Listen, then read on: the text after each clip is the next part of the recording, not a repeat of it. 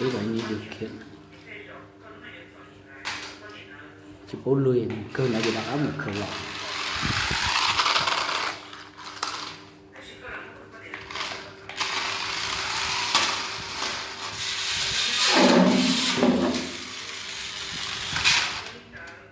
của rau nữa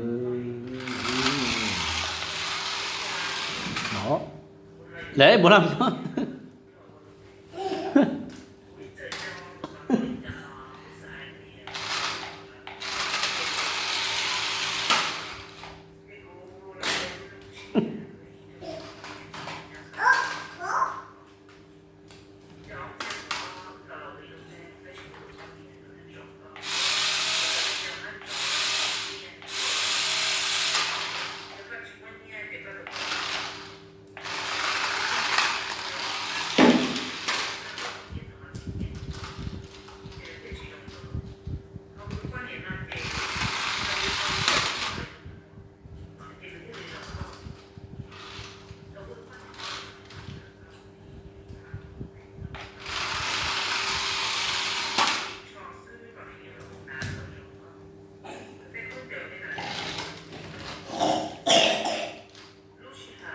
nó phá thối uống này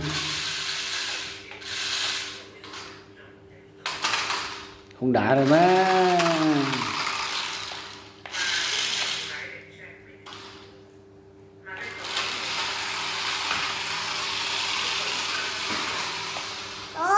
bấm tiếp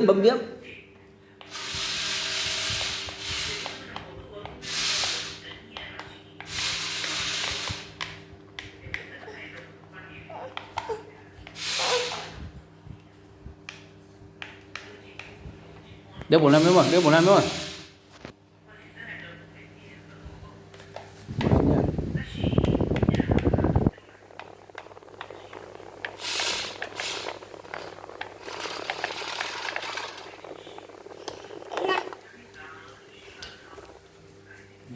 Này, sẽ một khởi, sẽ một lại khởi con được.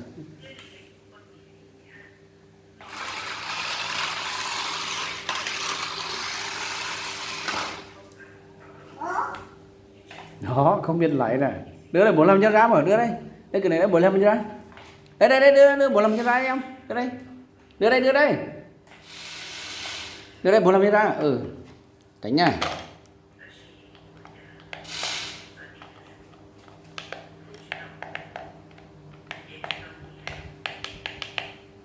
Bố lấy ô tô đâu? Ô tô đây hậu. Cái tí lái này kiểu này nó muốn đi chạy như tí lái của nó.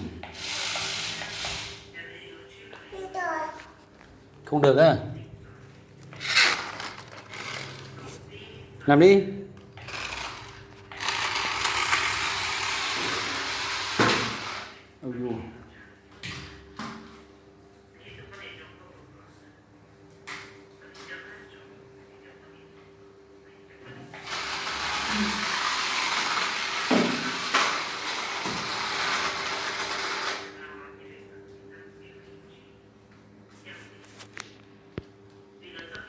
Nói yêu xế xả cái sàn gì trong cái chiên của nó anh đi tuần nói như bố tỏ Hà Nội này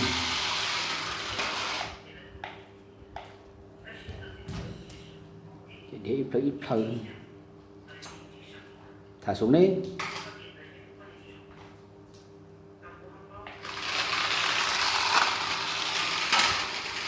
không bấm nữa mà đến nơi đó rồi không chạy được không bấm nữa mà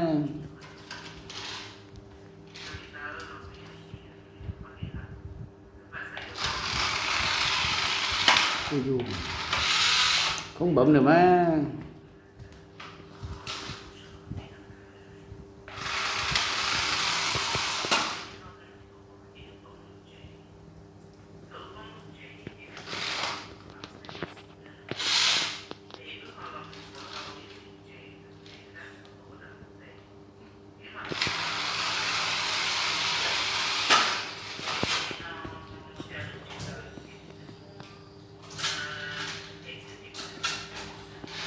chơi lui để một khởi lọ đã cắt cho đội